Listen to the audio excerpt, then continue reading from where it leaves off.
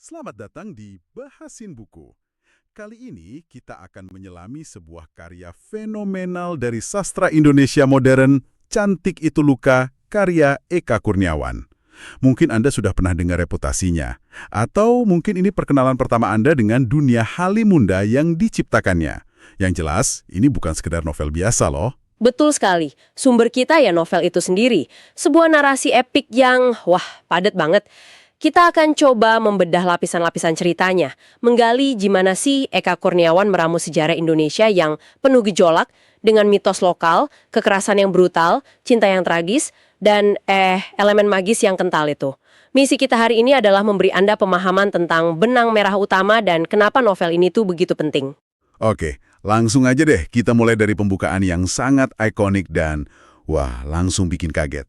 Bayangkan ya, suatu sore, seorang perempuan namanya Dewi Ayu, yang udah meninggal 21 tahun lamanya, tiba-tiba bangkit dari kuburnya. Dan kebangkitan yang anggun gitu ya, tapi penuh omelan, karena merasa dikubur hidup-hidup.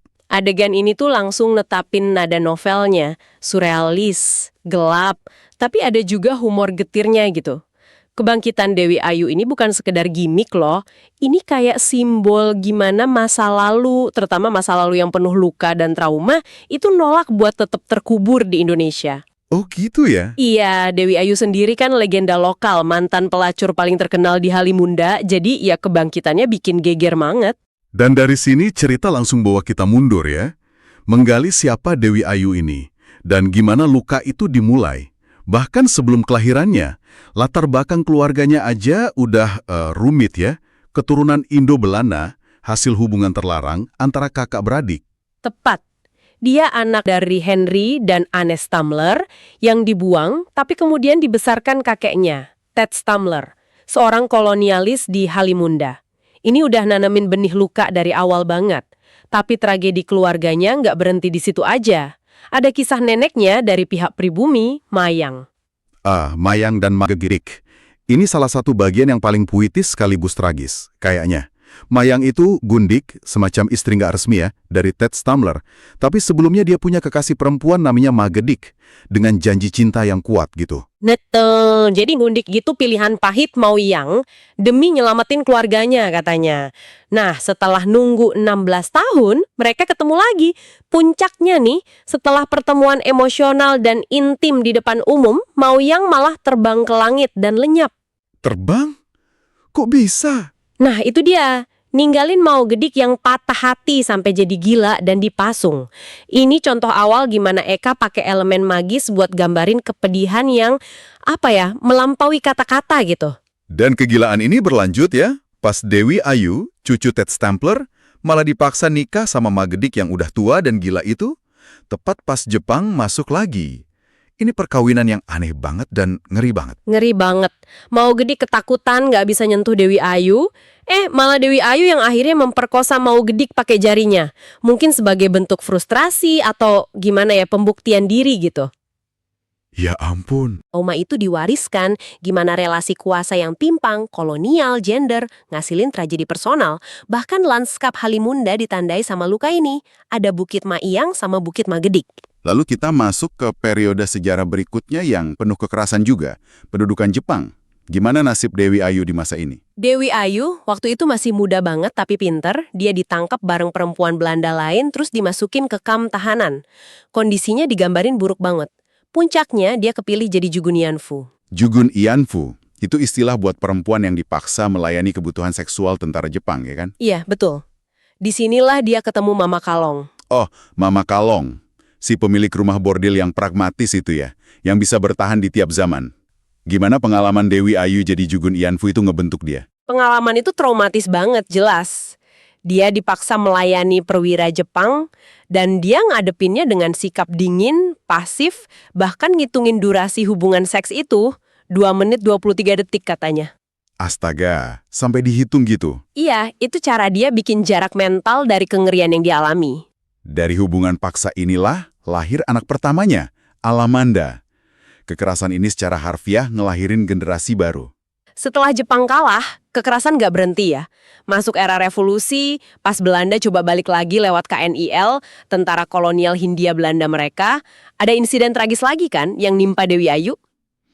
Iya, Mr. Willy, mantan supir keluarganya yang jadi prajurit KNIL dan sempat ngelamar dia, tewas dibunuh gerilyawan pribumi. Darahnya bahkan kena bayi Alamanda. Kena bayinya. Dan mahal. Pas ditanya kenapa, jawabannya pendek banget. Karena sejarah. Ini jawaban yang kuat banget sih. Kuat banget dan jadi salah satu kunci novel ini kayaknya. Jawaban itu bukan sekedar pasrah, tapi nunjukin gimana pilihan-pilihan personal yang paling intim, bahkan yang dianggap tabu, seringkali itu produk dari kekuatan sejarah yang lebih gede. Kolonialisme, perang, kehilangan. Jadi sejarah bukan cuma latar belakang ya? Bukan, tapi aktor aktif yang ngebentuk takdir karakter-karakternya. Uniknya nih, di tengah profesinya itu, dia usaha banget besarin ketiga anaknya, Alamanda, Adinda, Maya Dewi, dengan baik. Di pusaran kehidupan Dewi Ayu sebagai pelacur papan atas ini, muncul dua figur laki-laki dominan yang hidupnya juga dibentuk oleh sejarah kekerasan. Maman Gendeng, si preman, sama Shodancho, si tentara. Kita bahas Maman Gendeng dulu deh. Maman Gendeng ini arketipe jawara atau preman lokal yang kuat gitu ya. Latar belakangnya penuh luka juga.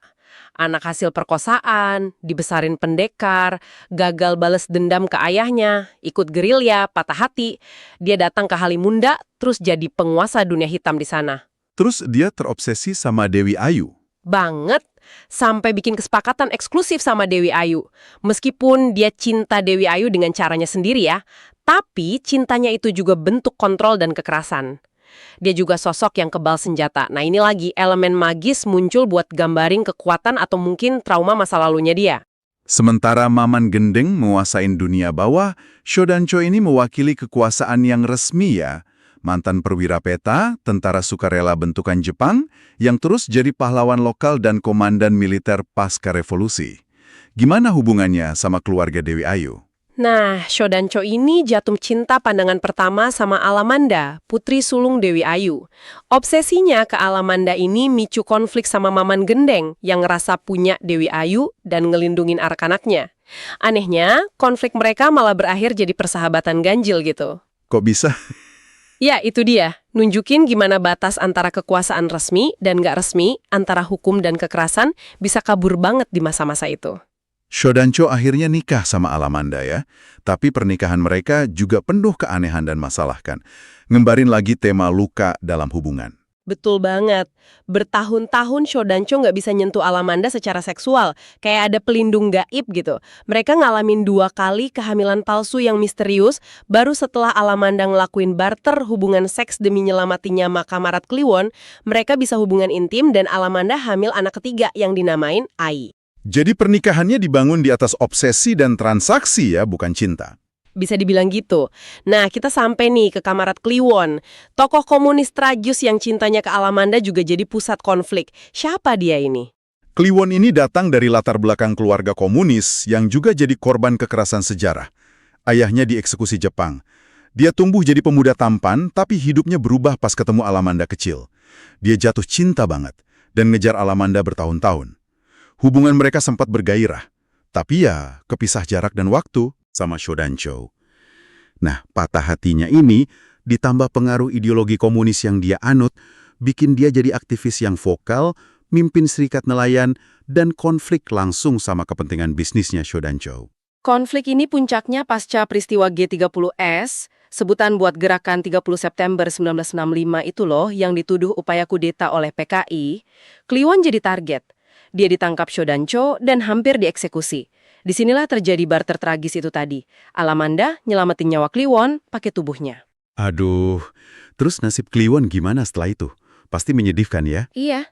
Di penjara bertahun-tahun, kemungkinan di Pulau Buru, tempat tahanan politik Orde Baru, pas balik dia udah jadi orang yang beda banget. Beda gimana? Dia nikah sama Adinda, adiknya Alamanda yang ternyata cinta sama dia. Tapi Kliwon udah hilang semangat hidupnya. Jadi apatis, terobsesi sama hal-hal remeh kayak nunggu koran yang nggak pernah dateng, jalanin bisnis aneh bikin kolor dari kain terigu. Akhirnya dia milih bunuh diri. Ya, Tuhan. Kliwon ini representasi gimana idealisme bisa hancur sama kekerasan politik dan trauma sejarah. Orde Baru atau Orba, rezim yang berkuasa setelah G30S itu kan emang dikenal represif ya sama lawan politiknya. Lingkaran kekerasan ini terus berlanjut ya, bahkan sampai ke generasi berikutnya. Anak-anak dari Alamanda, Adinda, sama Maya Dewi juga ngalamin nasib tragis. Rasanya kayak kutukan gitu, ya nggak sih? Deng yang cantik banget tapi dianggap nggak waras, yang diperkosa dan akhirnya dibunuh sama sepupunya sendiri, Krisan. Ada Krisan anaknya Kliwon yang terobsesi sama sepupunya Ai, bahkan nyuri mayatnya. Nyuri mayat. Iya, terus bunuh Rengganis dan pengen jadi anjing. Ada Ai anaknya Shodancho sama Alamanda yang mati muda.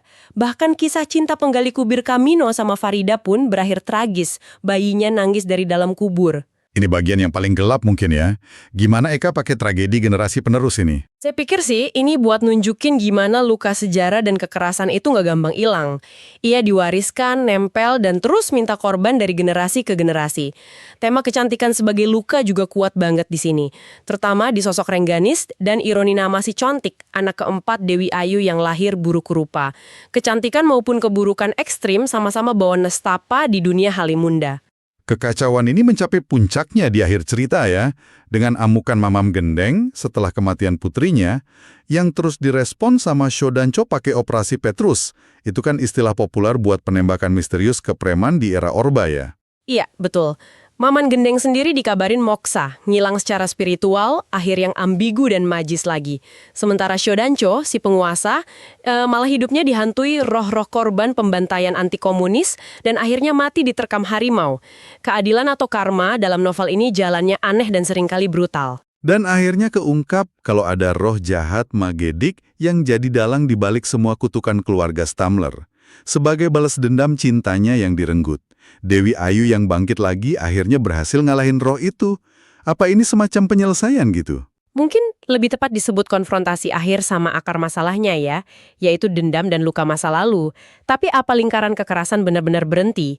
Novel ini ditutup dengan si cantik yang tetap buruk rupa, tapi punya kemampuan aneh ketemu lagi sama Krisan. Akhir yang cukup terbuka dan nggak nawarin resolusi yang gampang. Jadi, kalau kita tarik benang merahnya nih, novel ini bukan sekedar cerita keluarga yang rumit aja. Ini semacam alegori sejarah Indonesia itu sendiri ya. Tepat sekali. Eka Kurniawan pakai saga keluarga Stamler dan orang-orang di sekitar mereka buat merefleksikan sejarah Indonesia dari era kolonial, pendudukan Jepang, revolusi, konflik ideologi, pembantaian G30S, sampai represi Orde Baru. Semuanya dijalin sama elemen realisme magis. Hantu, kebangkitan dari kubur, manusia terbang, kekebalan senjata. Nah ini menarik. Apa sih sebenarnya fungsi elemen magis atau surrealis yang kental banget di novel ini? Kenapa nggak diceritain secara realistis aja gitu? Ini pertanyaan penting banget.